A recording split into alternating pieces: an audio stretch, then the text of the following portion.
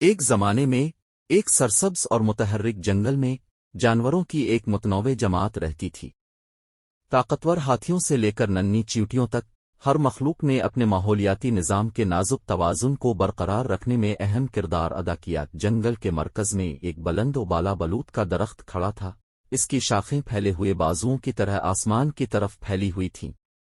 یہ ہم آہنگی کا درخت کے طور پر جانا جاتا تھا کیونکہ علامات کے مطابق یہ جانوروں کے درمیان امن اور اتحاد کی کلید رکھتا ہے۔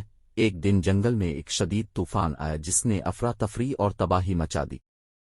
درخت اکھڑ گئے، ندیاں بہہ گئیں اور جانور خوف کے مارے بکھر گئے۔ طوفان کے نتیجے میں ایک زمانے کا زندہ جنگل تباہی کا شکار ہو گیا۔ افراتفری کے درمیان لونا نامی ایک نوجوان لومڑی نے ہم آہنگی کے درخت کو تلاش کرنے کا فیصلہ کیا، یہ یقین رکھتے ہوئے کہ اس میں جنگل میں امن بحال کرنے کی طاقت ہے۔ بعد کے خطرات کو برداشت کرتے ہوئے لونا نے جنگل کے مڑے ہوئے راستوں سے ایک خطرناک سفر کا آغاز کیا۔ راستے میں لونا کا سامنا مختلف جانوروں سے ہوا، جن میں سے ہر ایک طوفان کے بعد ہونے والے نقصانات سے نمٹنے کے لیے جدوجہد کر رہا تھا۔ اس کی ملاقات گلہریوں کے ایک خاندان سے ہوئی جس کا گھر تباہ ہو چکا تھا، ایک زخمی ہرن جو انڈر بش سے لنگڑا رہا تھا، اور پرندوں کا ایک گروپ ایک ساتھ لپٹا ہوا تھا، ان کے گھونسلے منہدم ہو گئے تھے۔ چیلنجوں کے باوجود لونا نے اپنے غیر متزلزل عزم اور ہم آہنگی کے درخت کے جادو پر یقین کی رہنمائی کرتے ہوئے زور دیا۔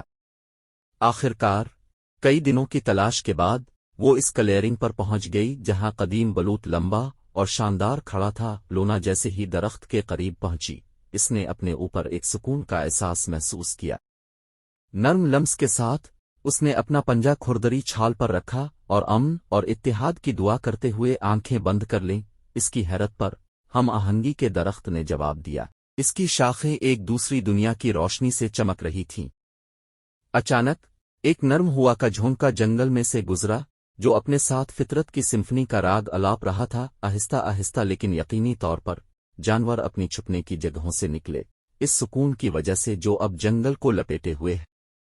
لونا کی ہمت اور ہم آہنگی کے درخت کے جادو سے متاثر ہو کر وہ اپنے گھر کی تعمیر نو کے لیے اپنے اختلافات کو ایک طرف رکھتے ہوئے اکٹھے ہوئے، اور اس طرح اپنے نئے اتحاد کی مدد سے جانوروں نے جنگل کو اس کی سابقہ شان میں بحال کرنے کے لیے انتھک محنت کی۔ درخت دوبارہ لگائے گئے، گھونسلے دوبارہ بنائے گئے، اور ایک بار ٹوٹنے والی کمیونٹی پہلے سے کہیں زیادہ مضبوط ہو گئی۔ اس دن سے لونا کا افسانہ اور ہم آہنگی کا درخت جانوروں کے دلوں میں زندہ رہا، جو انہیں مصیبت کے وقت ہمت، ہمدردی اور تعاون کی طاقت کی یاد دلاتا رہا، اور جنگل پھلتا پھولتا، زندگی سے بھرا اور اتحاد کے جذبے سے متحرک